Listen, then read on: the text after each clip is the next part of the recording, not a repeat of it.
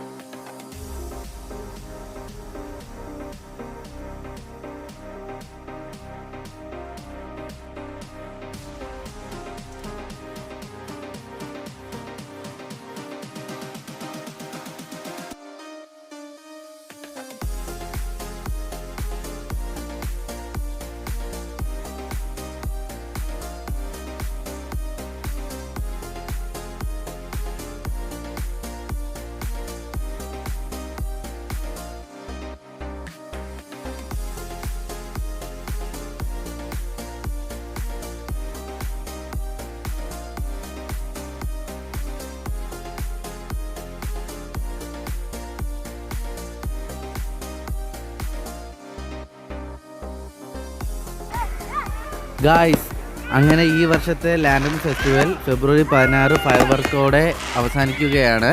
നിങ്ങൾക്ക് ഈ വീഡിയോ ഇഷ്ടപ്പെട്ടിട്ടുണ്ടെങ്കിൽ ലൈക്കും സബ്സ്ക്രൈബും കമൻറ്റും ചെയ്യുക. പിന്നെ മാക്സിമം ഇത് എല്ലാവർക്കും ഷെയർ ചെയ്യുക. Okay, by.